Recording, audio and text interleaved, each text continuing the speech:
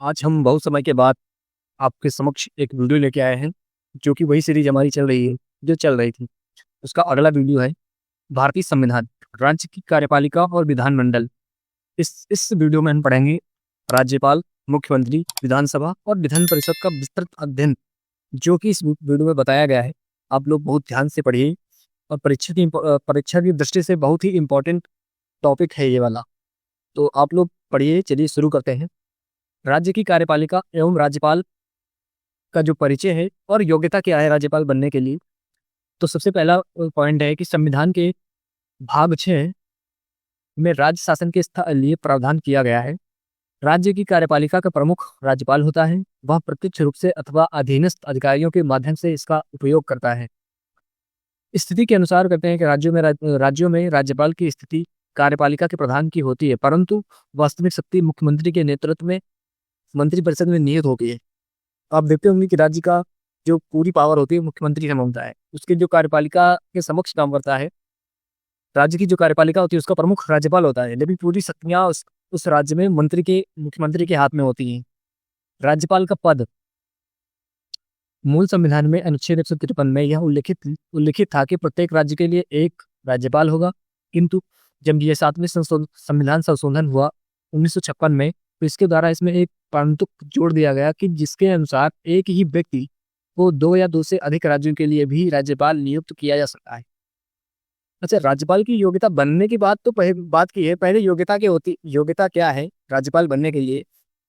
तो राज्यपाल पद पर नियुक्त किए जाने वाले व्यक्तियों में निम्नलिखित योग्यताएं होनी चाहिए। सबसे पहली बात, वह भारत का नागरिक होना चाहिए और अपनी 35 वर्ष की आयु पूरा कर चुका हो, किसी प्रकार के लाभ के पद पर ना हो। वह राज्य विधानसभा का सदस्य चुने जाने योग्य हो, या ऐसा नहीं हो कि वो पागल दिवालिया हो या फिर ऐसे, या नहीं होना चाहिए। तो उसके बाद अगले टॉपिक पे चलते हैं। राज्यपाल का कार्यकाल, वेतन, शपथ और उन्मुक्तियां क्या होती हैं। कार्यकाल पे नियुक्ति कैसे होती है। राज्यपाल की नियुक्ति राष्ट्रपति द्वारा 5 वर्षों की अवधि के लिए की जाती है। 5 वर्ष के लिए होता है, परंतु राष्ट्रपति के प्रसाद पर्यंत पद धारण करता है। वह पद त्याग कर सकता है। मतलब कोई राज्यपाल अगर चाहे कि मैं अपने राज्यपाल पद पर नहीं रहूंगा, तो वो अपना इस्तीफा भी दे सकता है। नोट बिंदु में लिखा है, भारत के संविधान में राज्यपाल को उसके पद से हटाने हेतु किसी भी प्रक्रिया का उल्लेख नहीं है। अब बात करते हैं वेतन और शपथ पे। तो राज्यपाल का वेतन 3,50,000 मासिक होता है। यदि 2 या 2 से अधिक राज्यों का एक ही राज्यपाल हो, तब उसे दोनों राज्यपालों का वेतन उस अनुपात में दिया जाएगा जैसा कि राष्ट्रपति निर्धारित करे। पद ग्रहण करने से पूर्व उच्च न्यायालय के मुख्य न्यायाधीशों अथवा वरिष्ठतम न्यायाधीश के सम्मुख अपने पद की शपथ लेता है। तो अगर शपथ लेने की बात अगर आपके एग्जाम में पूछे कि राज्यपाल किसके सम्मुख शपथ लेता है, तो वह मुख्य न्यायाधीश जो उच्च न्यायालय के हैं वो के मुख्य न्यायाधीश या वरिष्ठतम न्यायाधीश के सम्मुख अपने पद की शपथ लेता है। राज्यपाल की उन्मुक्तियां और विशेष अधिकार, वह अपने पद की शक्तियों के प्रयोग तथा कर्तव्यों के पालन के लिए किसी न्यायालय के प्रति उत्तरदायी नहीं है। दूसरी बात, पदावधि के दौरान उसके विरुद्ध किसी भी न्यायालय में किसी प्रकार की आपराधिक कार्रवाई नहीं प्रारंभ की जा सकती। तीसरा पॉइंट है, जब वह पद पर हो तब उसकी गिरफ्तारी का आदेश किसी न्यायालय द्वारा जारी नहीं किया जा सकता। कोई राज्यपाल है, इतना कार्य कर रहा है, उसके खिलाफ कोई वारंट जारी हो गया, तो वो उसे आदेश मतलब गिरफ्तार नहीं किया जा सकता। पद ग्रहण करने से पूर्व या पश्चात उसके द्वारा किए गए कार्य के संबंध में कोई सिविल कार्रवाई करने से पहले उसे 2 मास पूर्व सूचना देनी पड़ती है। अब अगले टॉपिक पे चलते हैं। राज्यपाल की शक्तियां तथा कार्यपालिका संबंधी जो उसके नियम है, कानून है, उसके बारे में पढ़ते हैं। कार्यपालिका संबंधी कार्य, एग्जीक्यूटिव पावर्स। राज्य के समस्त कार्यपालिका कार्य राज्यपाल के नाम से किए जाते हैं। मुख्यमंत्री को तथा मुख्यमंत्री की सलाह से उसकी मंत्री परिषद के सदस्यों को नियुक्त करता है तथा उन्हें पद एवं गोपनीयता की शपथ दिलाता है। राज्य के उच्च अधिकारियों जैसे महाधिवक्ता, राज्य लोक सेवा आयोग के अध्यक्ष एवं सदस्य की नियुक्ति करता है। इसमें 1-2 पॉइंट अगर अपवाद में मिल जाए ना, तो उसको बहुत ज्यादा लाइटली नहीं लेना है। जैसे कि अपवाद है एक अनुच्छेद 317 में राज्यपाल राज्य लोक सेवा के सदस्यों को नहीं हटा सकता। आयोग के सदस्य राष्ट्रपति द्वारा निर्देशित किए जाने पर, उच्चतम न्यायालय के प्रतिवेदन पर और कुछ निर्धारों के होने पर ही राष्ट्रपति द्वारा हटाए जा सकते हैं। ये अनुच्छेद इसका है। चौथा पॉइंट इसका क्या है कि राज्य के उच्च न्यायालय में न्यायाधीशों की नियुक्ति के संबंध में राष्ट्रपति को परामर्श दे सकता है कि किस न्यायालय में कौन सा न्यायाधीश नियुक्त करना है, उसको राष्ट्रपति को सलाह दे सकता है।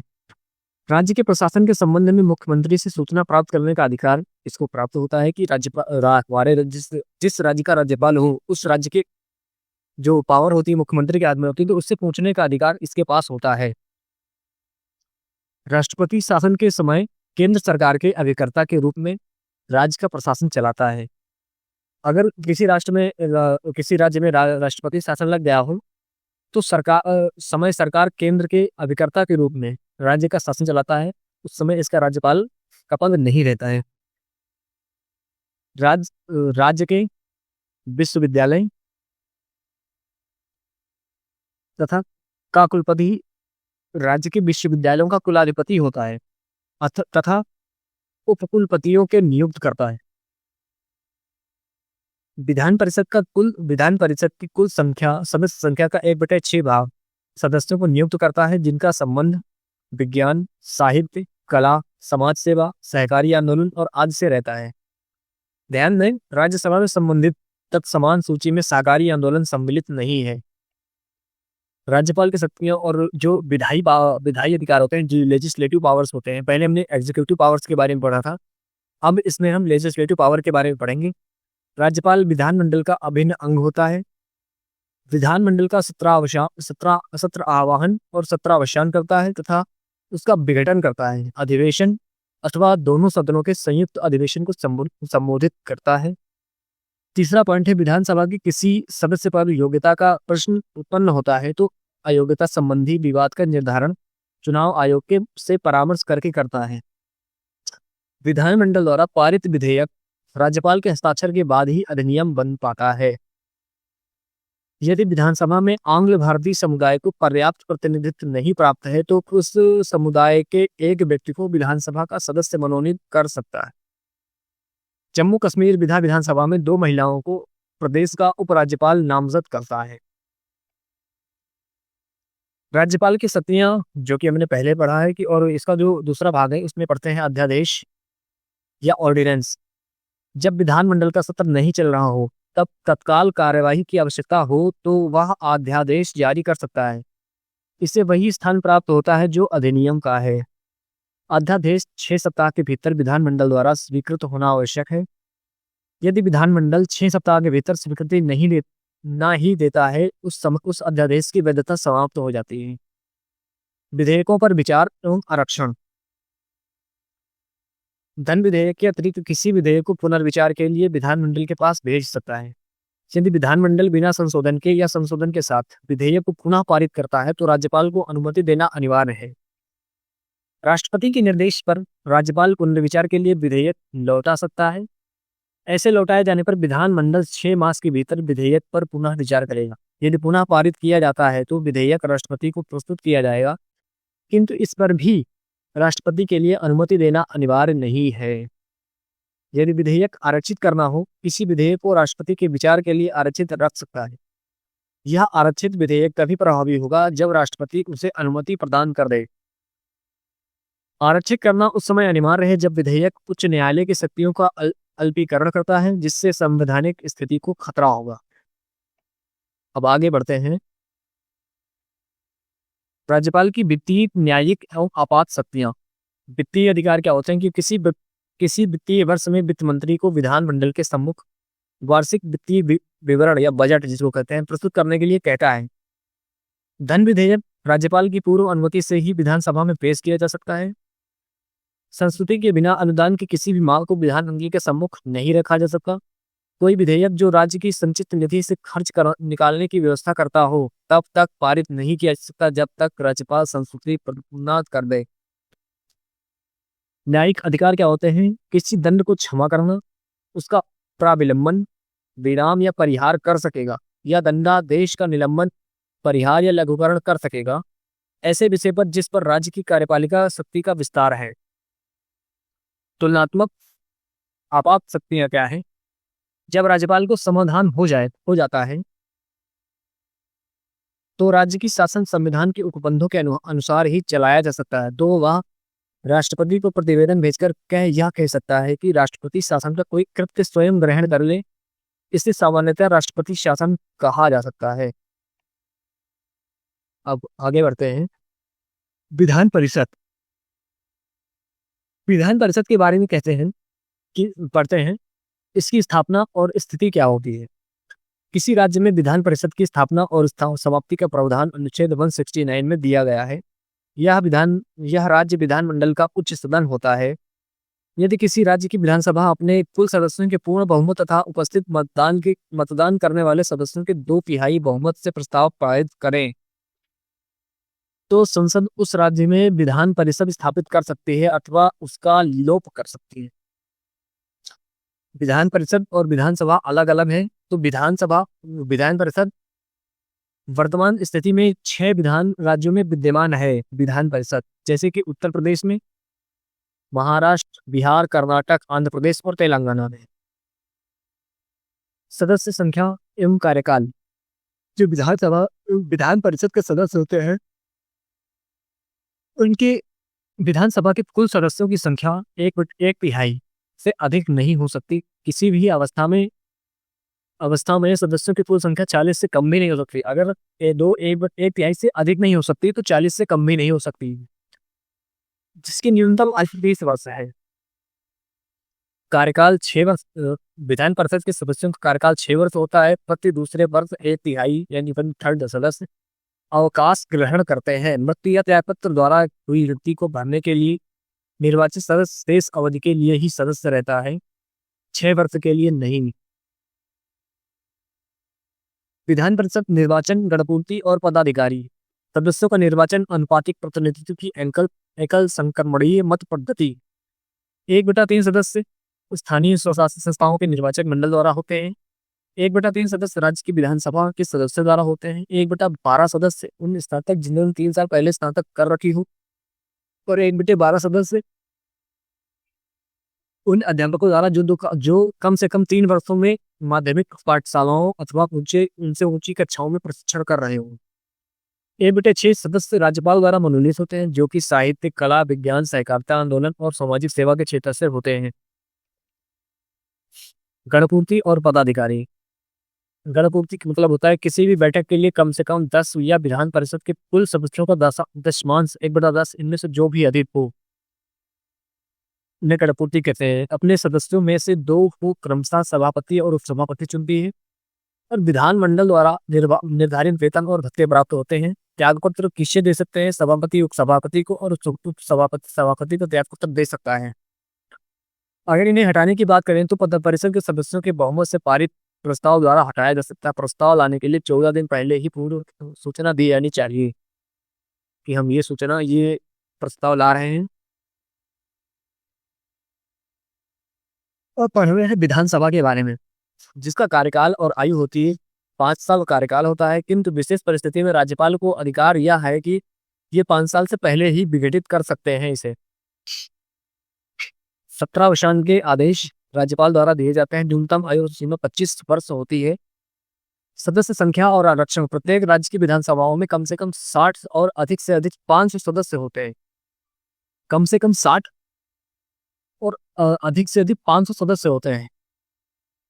जनसंख्या के आधार पर अनुसूचित जातियों और जनजातियों के लिए भी स्थानों का आरक्षण किया जाता है। ये गोवा है कि गोवा में 40 विधानसभा सीटें हैं, मिजोरम में 40, सिक्किम में 32। इन सभी राज्यों को विशेष राज्य का दर्जा मिला है इसलिए। पदाधिकारी, अध्यक्ष और उपाध्यक्ष क्या होते हैं? सदस्यों द्वारा एक अध्यक्ष का चुनाव बैठकों को संचालन करने के लिए होता है या चुना जाता है। साधारणतया सदन में मतदान नहीं करता, किंतु ये सदन में मत बराबरी में बट जाए तो वह निर्णायक मत देता है।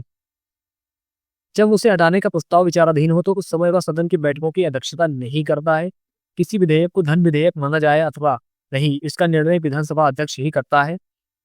बैठकों की कुल सदस्यों के दशमांश या 1/10 सदस्यों की उपस्थिति गणपूर्ति हेतु आवश्यक है। आगे चलते हैं अगले पेज पे। विधानसभा के अधिकार और कार्य। विधि निर्माण में राज्य सूची से संबंधित विषयों पर विधि निर्माण का अनन्य अधिकार प्राप्त है। समवर्ती सूची से संबंधित विषयों पर संसद की तरह राज्य विधानमंडल भी विधि निर्माण कर सकता है। दोनों द्वारा निर्मित विधियों के में परस्पर और विरोध की सीमा तक संसदीय विधि वर्णनीय है। वित्तीय विषयों से संबंधित प्रक्रिया। राज्य विधानमंडल सरकार को वित्तीय अवस्था को पूर्णतः नियंत्रित करता है। प्रत्येक वित्तीय वर्ष में प्रारंभिक वार्षिक वित्तीय विवरण अथवा बजट वित्त मंत्री द्वारा प्रस्तुत किया जाता है। पढ़ते हैं कि धन विधेयक का प्रवाह क्या होता है, धन विधेयक कैसे बनता है, कि क्या क्या टर्म होते हैं इसमें। कोई धन विधेयक प्रारंभ में विधान परिषद में प्रस्तुत नहीं किया जाता। इसके लिए विधानसभा द्वारा पारित धन विधेयक विधान परिषद के पास भेजा जाता है। परिषद को 14 दिनों के भीतर लौटाना पड़ता है। परिषद विधेयक के संबंध में संस्तुतियां दे सकती है, किंतु अस्वीकार नहीं कर सकती और न उसमें संशोधन ही कर सकती है। दोनों सदनों द्वारा पारित समझे जाने पर राज्यपाल की सहमति लेनी पड़ती है, तब जाकर के धन विधेयक बनता है। अब आते हैं विधानसभा और विधान परिषद की सदस्यों की संख्या के बारे में जानते हैं। उत्तर प्रदेश में जो विधानसभा की सीटें हैं, इधर लिखा हुआ है विधानसभा, ये विधानसभा की सीटें हैं और ये विधान परिषद की सीटें हैं। उत्तर प्रदेश में 403, बंगाल में 294, महाराष्ट्र में 288, बिहार में 243, तमिलनाडु में 234, मध्य प्रदेश में 230, कर्नाटक में 224, राजस्थान में 200, गुजरात में 182, आंध्र प्रदेश में 175, उड़ीसा में 147, केरल में 140, असम में 126, तेलंगाना में 119। तेलंगाना की जो विधान परिषद की सीटें हैं 40 है, आंध्र प्रदेश की 58, कर्नाटक की 75, बिहार की 75, महाराष्ट्र की 78 और उत्तर प्रदेश की 100 सीटें हैं। इधर पंजाब की 117, हरियाणा की 90, छत्तीसगढ़ की 90, झारखंड की 81, उत्तराखंड की 70, हिमाचल प्रदेश की 68, मणिपुर, मेघालय, त्रिपुरा, अरुणाचल प्रदेश, नागालैंड, मिजोरम, नागालैंड की 60 सीटें हैं, मिजोरम, गोवा की 40 और सिक्किम की 32 सीटें हैं।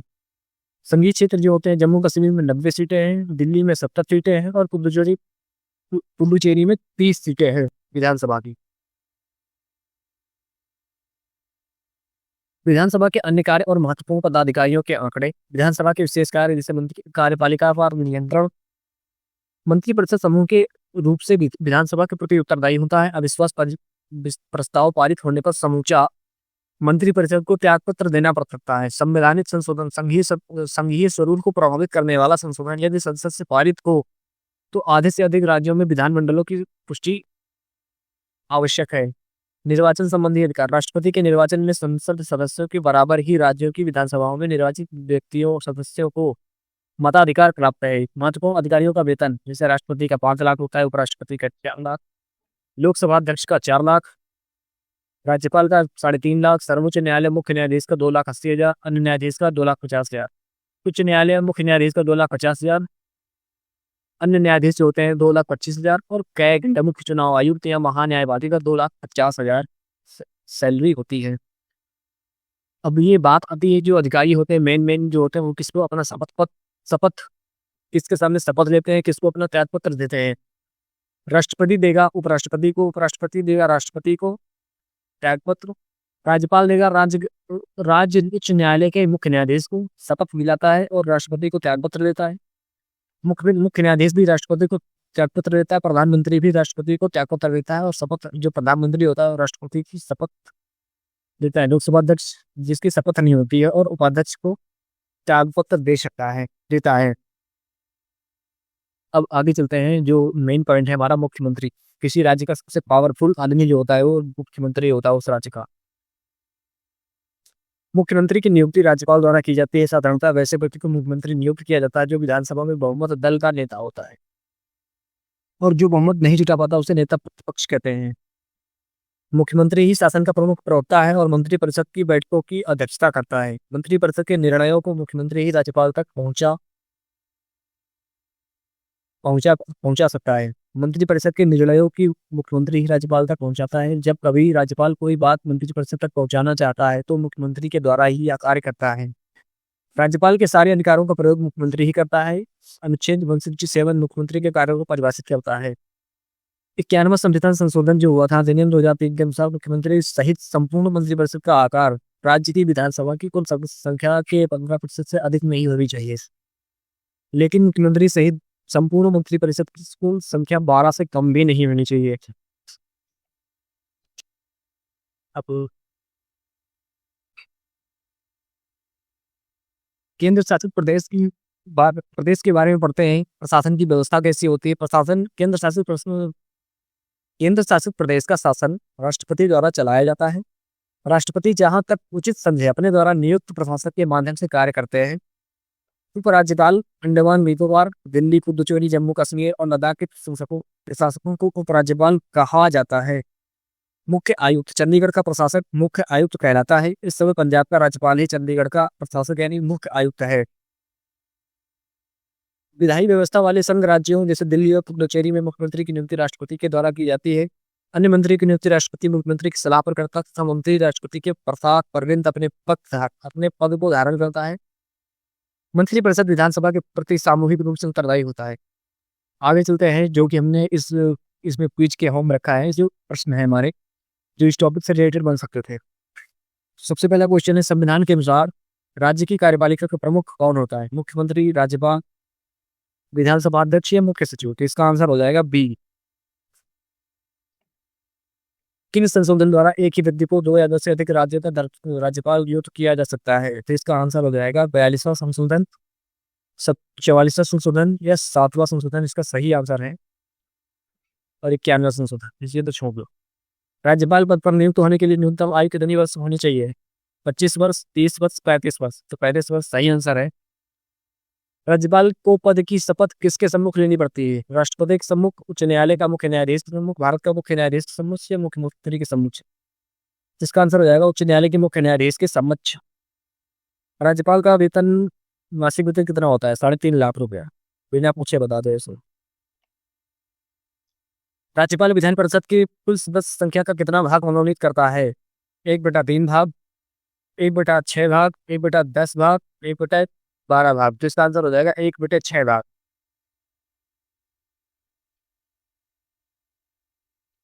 किस अनुच्छेद के तहत राज्यपाल को अध्यादेश जारी करने की शक्ति प्राप्त है? तो अनुच्छेद 153, अनुच्छेद 213, अनुच्छेद 161, अनुच्छेद 356? तो इसका आंसर हो जाएगा अनुच्छेद 213।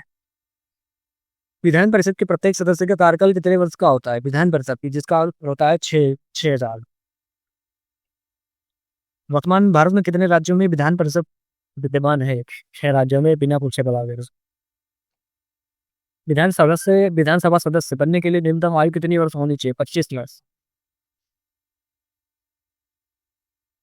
किसी विधेयक को धन विधेयक माना जाए, इसका निर्णय राज्य में कौन करता है? राज्यपाल, मुख्यमंत्री, विधानसभा अध्यक्ष या वित्त मंत्री? तो इसका आंसर हो जाएगा विधानसभा अध्यक्ष। विधान परिषद किसी धन विधेयक को अधिकतम कितने दिनों तक अपने पास रोक सकता है? 6 माह तक, 14 दिन तक, अनिश्चित काल तक या फिर 30 दिन तक? तो इसका आंसर हो जाएगा 14 दिन तक। नहीं, अगर अपने पास रोक सकता है, नहीं तो वो रिजेक्ट या फिर बेकार हो जाता है। 91वें संशोधन के अनुसार मंत्रिपरिषद का आकार विधानसभा की कुल सदस्य संख्या की कितने प्रतिशत से अधिक नहीं होना चाहिए? 15% से अधिक नहीं होना चाहिए। बिना पूछे बता देना। दिल्ली और पुडुचेरी जैसे केंद्र शासित प्रदेशों के मुख्यमंत्री की नियुक्ति किसके द्वारा की जाती है? बिना पूछे बता देना, राष्ट्रपति के द्वारा। अभी मैंने पढ़ाया इसमें और बहुत सरल क्वेश्चन है, इजी। राज्यपाल द्वारा जारी अध्यादेश विधान मंडल सत्र शुरू होने के लिए कितने समय के भीतर स्वीकृति होना चाहिए? 6 सप्ताह के अंदर स्वीकृति हो जाना चाहिए। मैंने अभी पढ़ाया है इसमें। तो चलिए दोस्तों, आज के लिए इतना ही। अब मिलते हैं अगले वीडियो में। आप लोग स्वस्थ रहिए, मस्त रहिए, पढ़िए और अपने नॉलेज को एनहांस करते रहिए। तो जय श्री कृष्ण, जय श्री राधे।